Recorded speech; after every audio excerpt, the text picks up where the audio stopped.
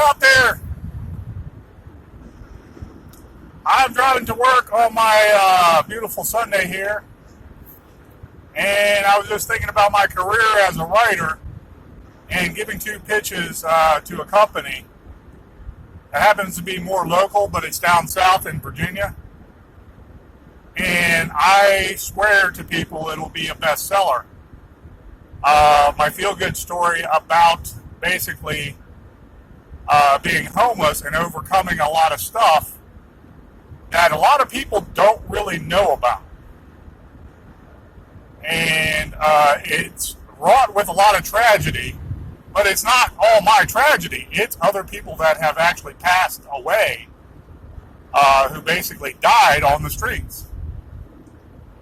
And it's also going to be about my beautiful family, my youngins I love to no end. So, my other second pitch was that I could do 365 horror stories within a year, and it'll be a bestseller also. Tastefully done. And what I want to do is make Virginia the next panacea of classic horror in the likings of Poe. I am no Poe. I have my own style, and he was a brilliant linguist. He studied Spanish, French, the Latin language, German. He studied Italian. He was very, very smart, intelligent. His IQ was probably closer to 200, not 150. But the concept is that with all the literary magazines or literary, let's say, newspapers in Northern Virginia all the way down to Richmond, how about we make this the hub of the New Age horror genre? You know? Short stories, classical short stories. I got a lot of stuff in my head that has not come out because I don't have the time to donate tidbits of writing here and there to add to even a short story.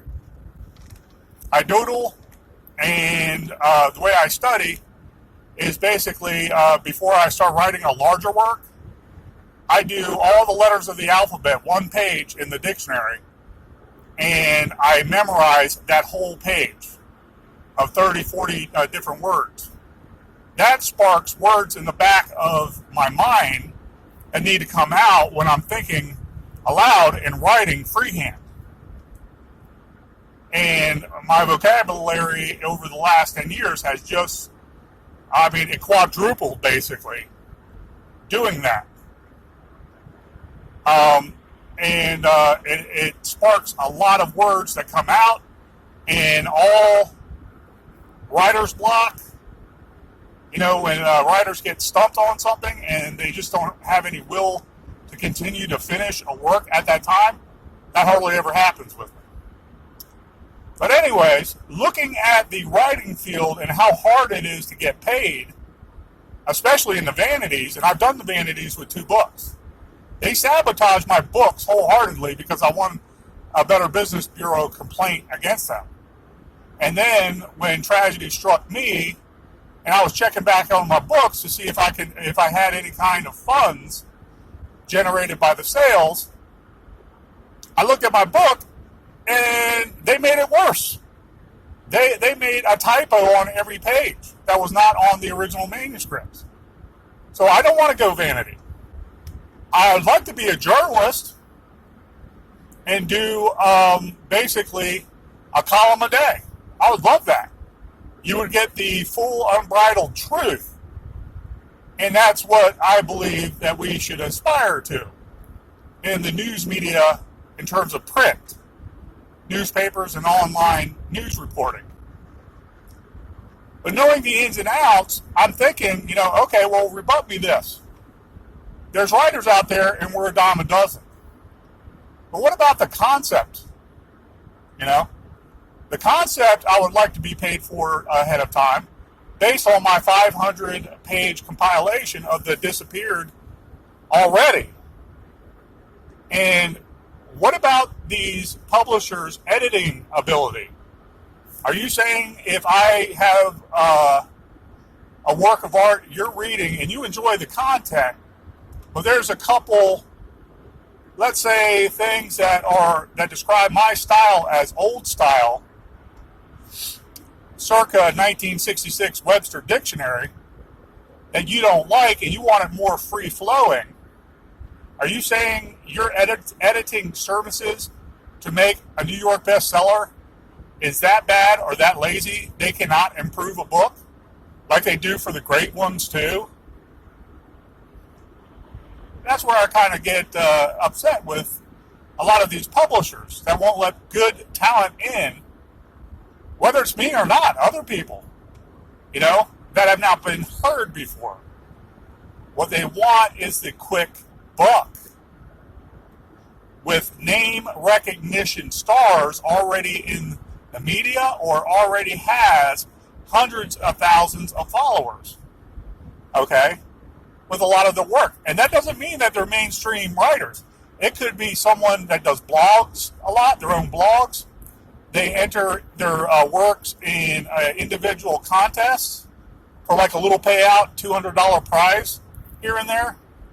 And they have a following because they keep on collecting names and emails on their own blog site. And the publishers figure, oh, when you bring all those people over, yeah, we're going to cash in. And then we'll invest a little time and energy to make sure your work is the best it can be. Like, yeah, okay, so you're thinking dollar signs. I understand that.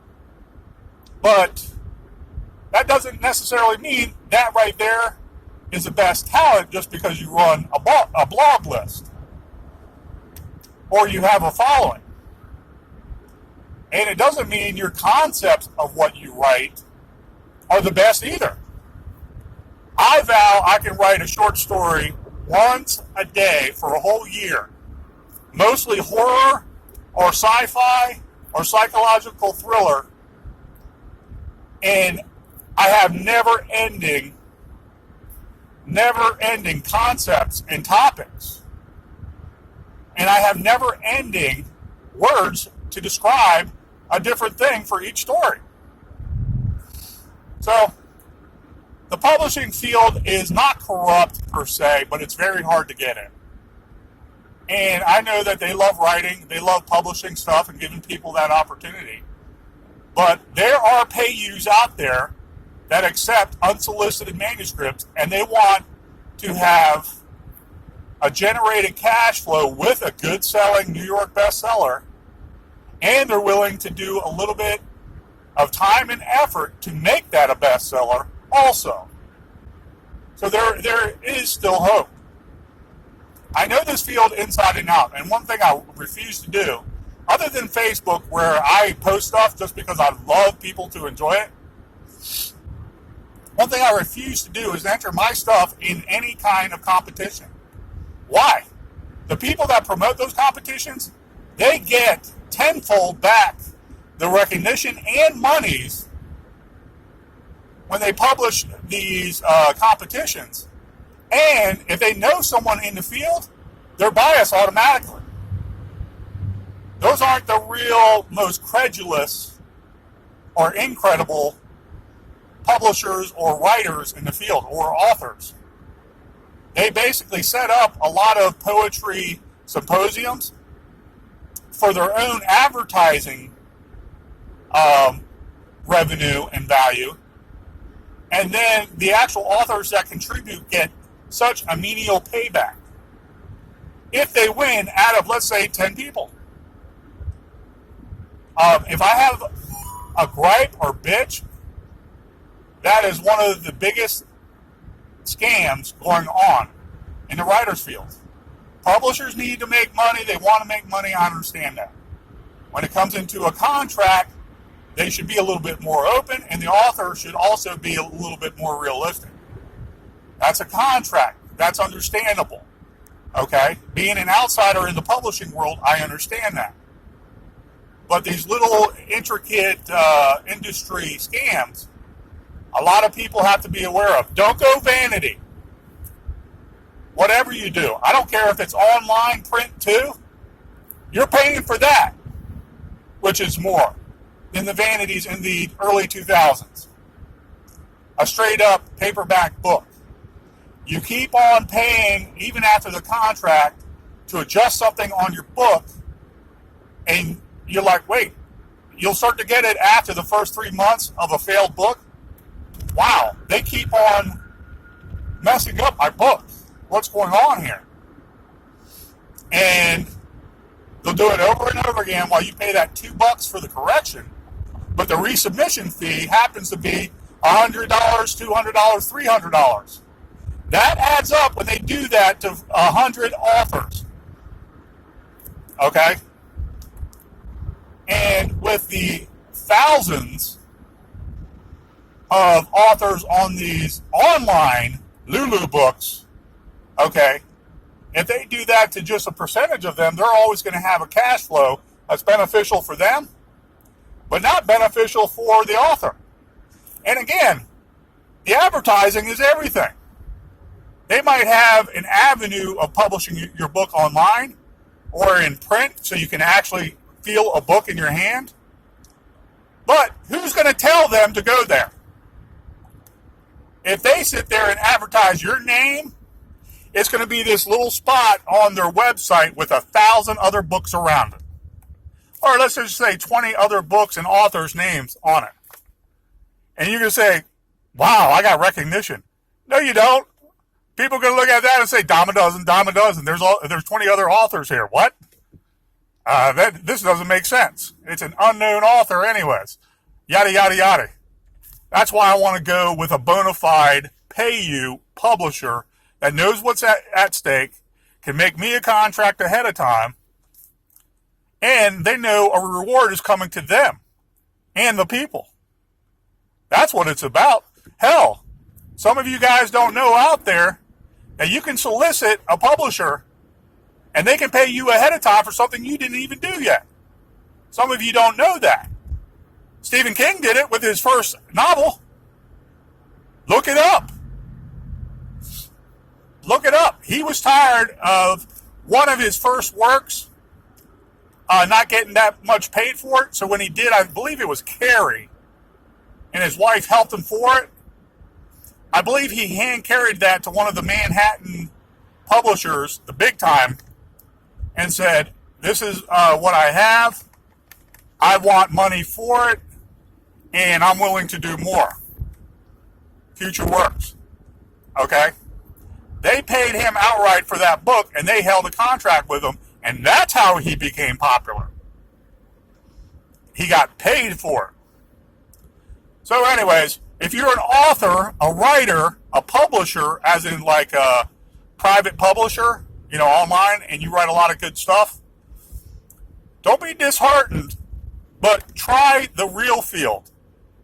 Avoid vanities if you can, and avoid all the pitfalls that come with competition writing and entries and poetry symposiums, because you'll find you won't get any reward with that. Yeah, you'll get some name recognition, but how many of those do you have to do before you start getting paid? 20? Anyways, this is Phil. Enjoy your day, guys. Enjoy the weekend. God bless.